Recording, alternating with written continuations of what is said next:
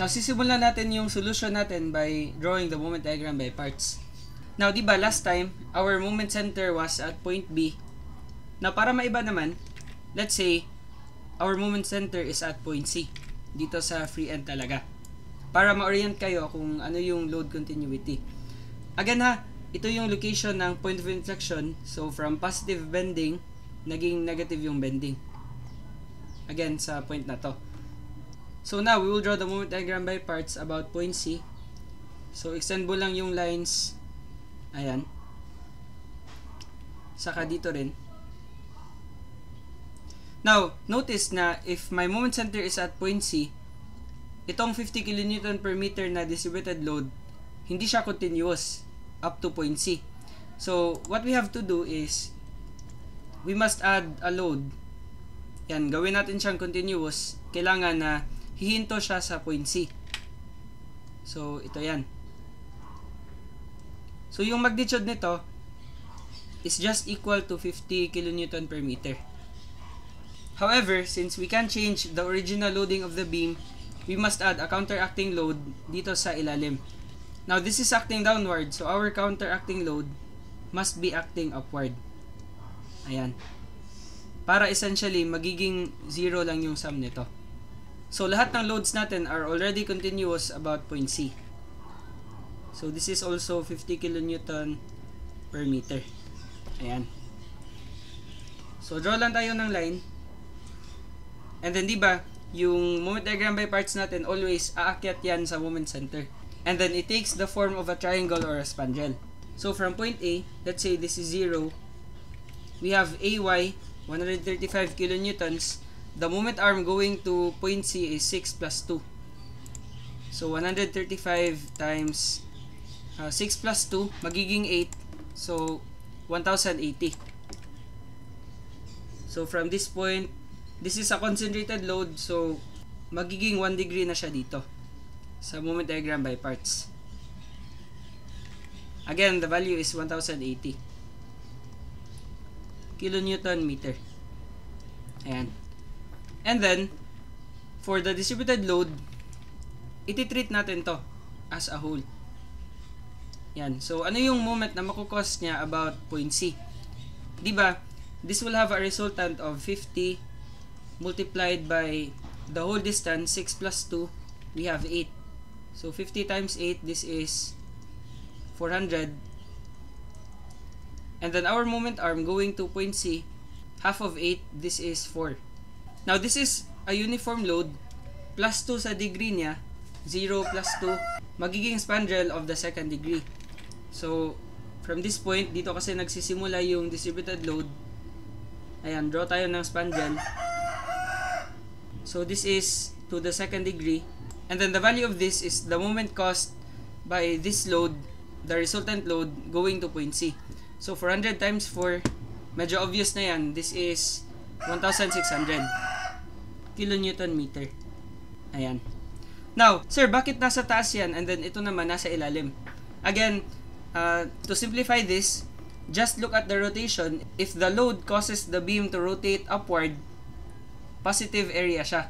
And then if it causes the beam to rotate downward, then nasa negative side siya. For example, itong AY, pag ito yung hahawakan mo, and then you will apply this load, the beam will rotate upward.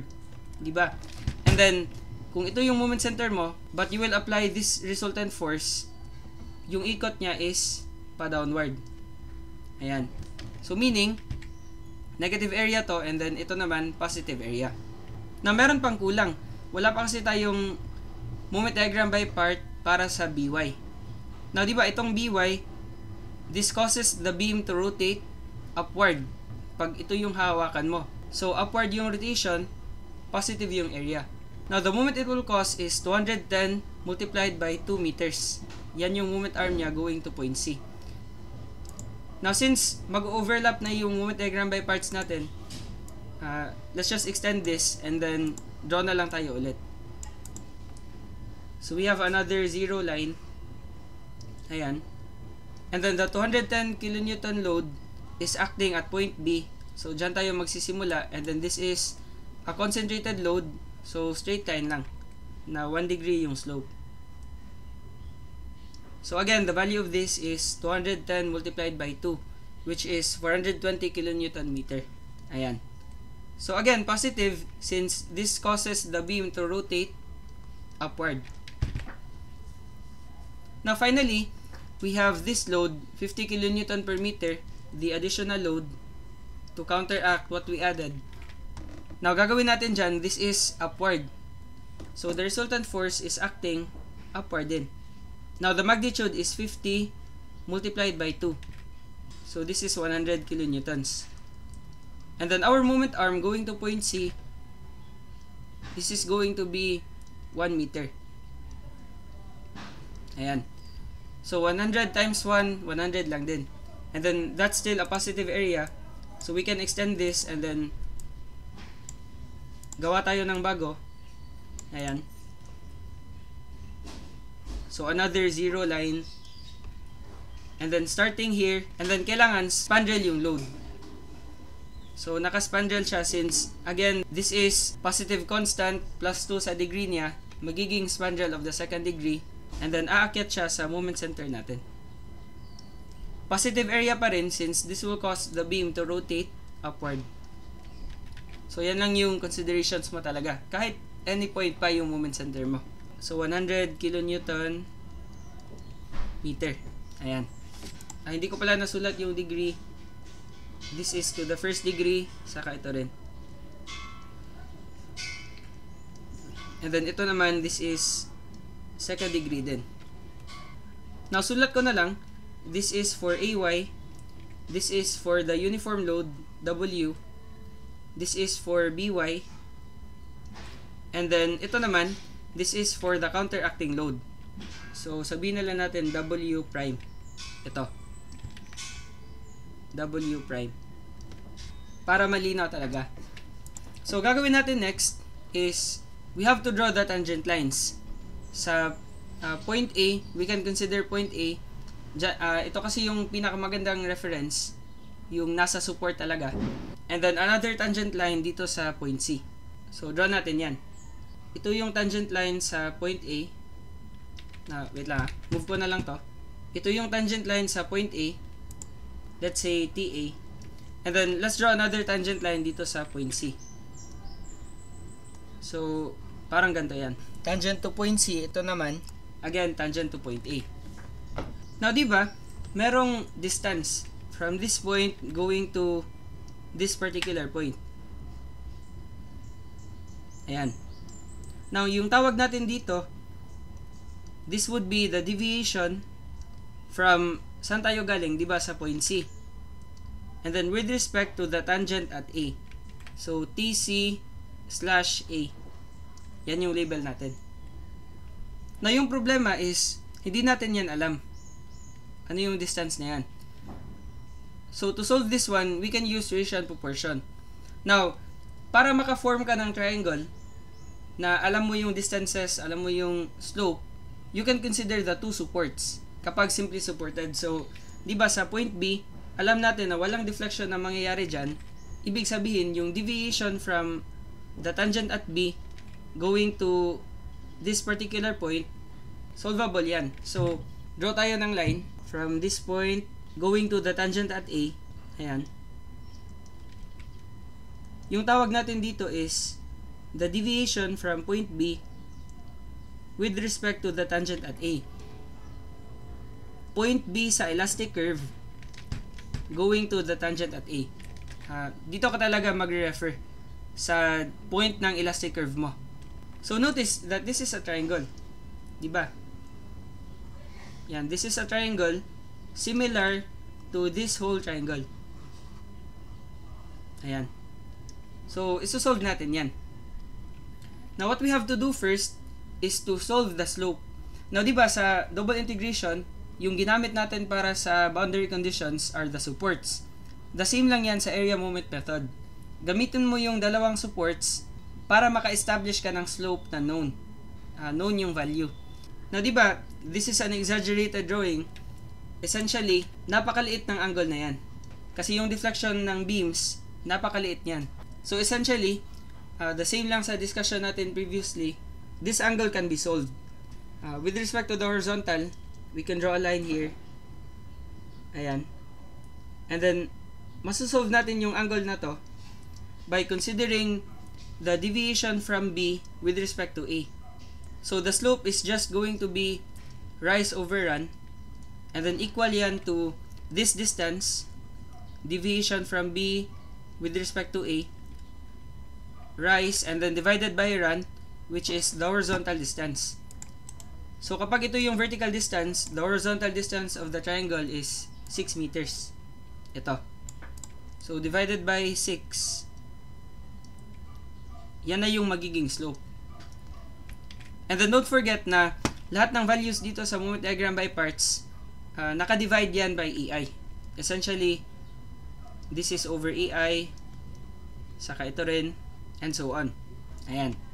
So, solving the slope, deviation from B with respect to A, the starting letter is point B. Yan. So, dito tayo mag-moment using our areas. Kaya area moment kasi yung area, di ba? I-moment natin about a point. So, we will now first solve EI and then deviation from B to A. So, ito yan. EI TB/A. So, again, sa B tayo mag-moment and then we are to consider the area from A to B. So, from point A going to point B, ito yan. So, we would need to find this height. This one and this one. Now, from B to A kasi, ito lang. Hindi nakasali yung areas na nandito. Since itong areas na to from B to C na yan. Now, to obtain this height, we can use ratio and proportion. Now, this is a triangle to the first degree. So, automatic lang. Base divided by height, saka base divided by height. Or height divided by base. Depende na yan sa preference mo. So, for the total triangle, the height is 1,080. Ayan. Divided by a base of 6 plus 2, we have 8. And then equals, let's say this is, sabihin na lang natin, y1 yan. y1. So, y1 divided by the base. The base is, for this portion only, we have a base of 6. So, divided by 6. Solving y1, we have 1,080 divided by 8 multiplied by 6. So, we have 810. So, 810 kilonewton meter. Ayan. Essentially, divided by EI. But, nilagay ko na lang dito for simplification purposes. So, 810, kulayan natin. And then, for the spandrel naman, this portion, we can still use ratio and proportion, but don't forget to use the squared property of a parabola. Now, if the degree would increase, then you would have to cube the horizontal distance, and then kapag 4th degree, kailangan mong i-raise to the 4th power yung horizontal distance. So, dito tayo, let's consider first the whole figure. We have a height of 1,600, and then the base is 8 para sa buong spandrel. But again, we have to square kasi yan yung degree. And then, equate natin yan to, sabihin natin, this is y2, this height. We have y2 divided by the base. The base is only 6. And then, kailangan naka-square. So, solving y2, we would have 1,600 times 6 squared divided by 8 squared. So, magiging 900 kilonewton meter. Ayan. 900. And then, kulayan natin. Now, for this portion, diba, yung areas natin, meron silang centroids. Now, balikan nga natin yung formula ng area para sa spandrel, saka yung location ng centroid from the height. Diba, for the area, we have base times height divided by n plus 1.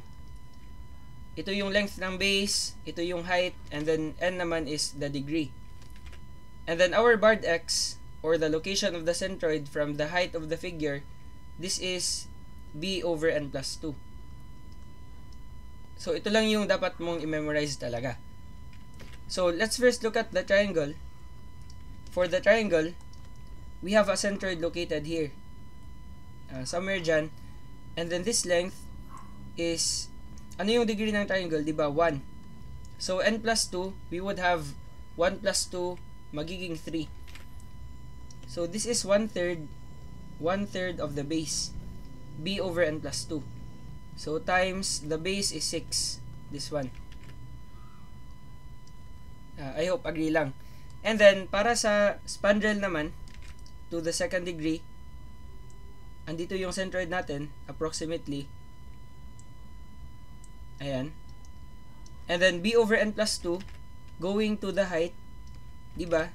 Location of centroid going to the height, we have, n would be 2. So, 2 plus 2, we have 4. So, this is 1/4 of the base.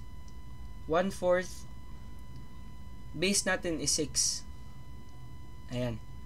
So, ito na yung distances. Therefore, EI deviation from B to A would be, the area of the triangle is 1/2 times base times height, or BH over n plus 1. The base is 6, height is 810, divided by 2, kasi n plus 1. Then, multiplied by the moment arm. The moment arm is B over n plus 2. So, we would have 6 divided by 3. Ito, 1/3 ng 6. Now, this is positive since this is a positive area. Now, itong nasa ilalim, below the 0 line yan, so we have to use minus. And then, our area is BH over n plus 1. The base is 6. The height is 900. And then, divided by n plus 1. N is 2, the degree. So, 2 plus 1, this is essentially 3. 1/3 of base times height. And then, times the moment arm. Our moment arm is 1/4 of 6.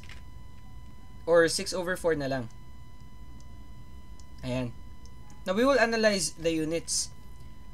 Diba, this is a unit of distance. Naka-meter yan. Ito naman, moment. So, naka-kilonewton meter. And then, ito naman, distance rin yan. Meter. So, meter times meter times meter, we have m cubed multiplied by kn. Yan yung unit niya. So, EI deviation from B to A, this would be equal to this value and then kn m cubed. So, input na lang natin sa calculators. 6 times 810 divided by 2 times 6 over 3 minus 6 times 900 divided by 3 multiplied by 6 over 4.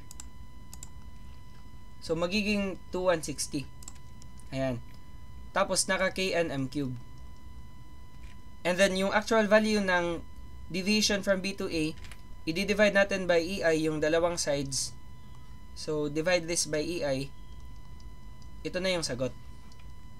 But again, this is still the deviation. We have to solve the slope.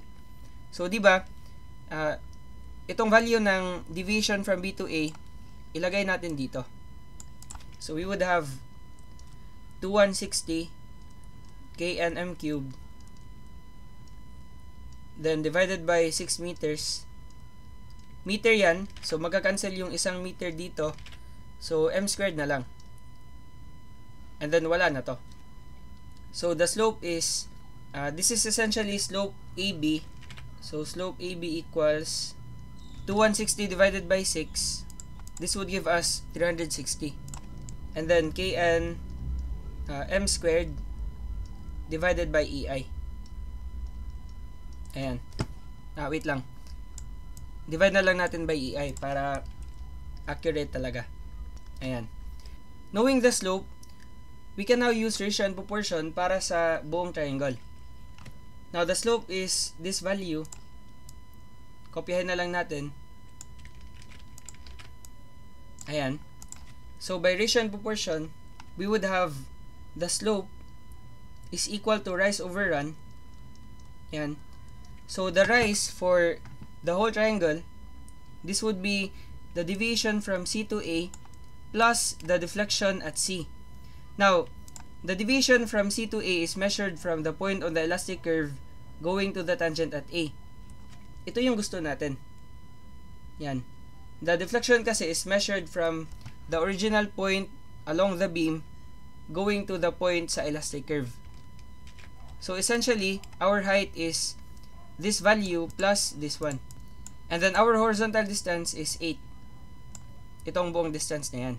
So we would have deviation from C to A plus the deflection at C divided by 8 meters. Rise, this one, over run. Ayan. Now, solve na lang natin to. Di kasi natin masosolve yung deflection directly. So, ito muna. Now, deviation yan from C to A. So, we have to consider all areas from A to C. Now, A to C, for the whole beam yan. So, lahat ng areas niyan, isasalin natin sa solution. And then, magmo-moment tayo sa point C. Kasi yan yung first letter. Now, sulat ko na lang lahat ng moment arms. Diba, our moment arm is B over N plus 2 going to the heights. So, for this triangle, the base is 8. So, our moment arm, this would be 1/3 of 8. Ayan. N plus 2, degree is 1, 1 plus 2 is 3. And then our base is 8. And then for the spandrel naman, the whole spandrel, this would be 1/4. Since second degree, 2 plus 2, we have 4. So 1/4 of 8. And then for this small triangle naman, our moment arm is 1/3 of 2. Bakit 2? 2 kasi yung base niya. Ayan. And then dito rin, 2 pa rin yung base, but this is now 1/4. So 1/4 of 2. So we have EI TCA equals area ng triangle na yan, 1/2 times base times height. Base is 8. Height is 1080. And then our moment arm is 1/3 of 8. Now plus yan, since this is again a positive area. Ito naman, nasa ilalim, below the zero line. So this is a negative area. Use a negative sign. So this would be 1/3 BH over N plus 1. The base is 8.